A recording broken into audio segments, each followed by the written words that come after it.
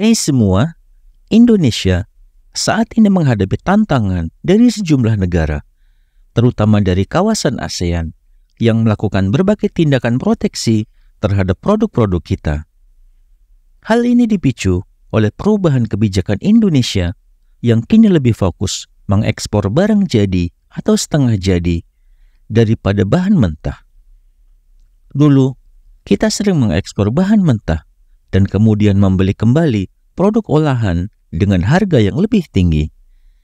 Namun sekarang, situasinya telah berubah drastis. Indonesia kini tidak mau menjadi negara yang diatur oleh negara lain. Namun dengan sumber daya alamnya yang melimpah, pemerintah ingin Indonesia menjadi negara pengekspor barang jadi atau setengah jadi yang selevel dengan negara maju lainnya. Bagaimana langkah Indonesia dalam memainkan peran sebagai eksportir unggulan dunia dan mengatasi negara-negara yang sengaja mengganjal kemajuan Indonesia? Simak video ini hingga akhir. Namun sebelum melanjutkan, jangan lupa untuk subscribe terlebih dahulu channel ini agar tak ketinggalan info menarik lainnya.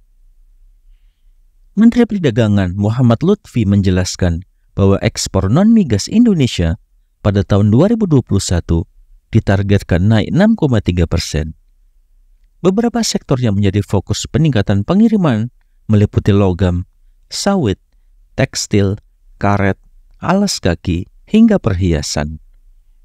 Namun, untuk mencapai target tersebut bukanlah perkara mudah, karena terdapat berbagai hambatan yang harus dihadapi.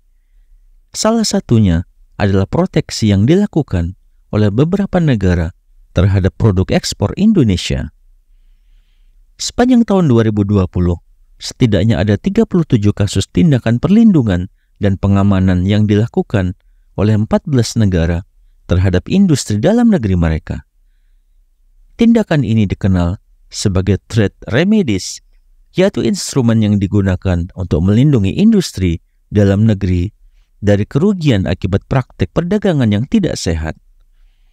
Bentuknya bisa berupa bea masuk anti-dumping, bea masuk pengamanan sementara, atau bea masuk lainnya.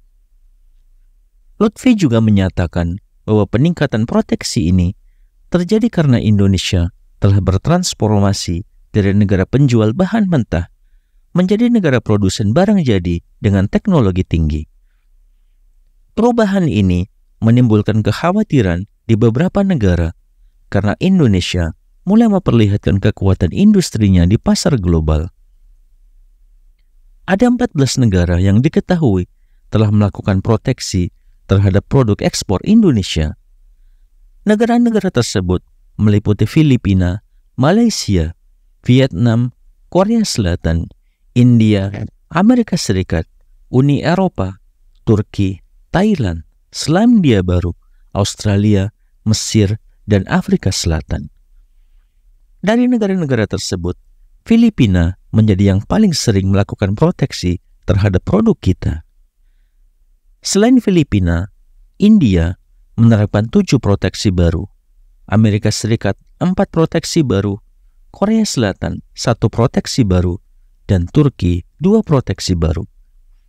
Vietnam, Thailand, dan Mesir juga menerapkan proteksi baru, sementara Afrika Selatan diketahui menghambat ekspor baja dari Indonesia.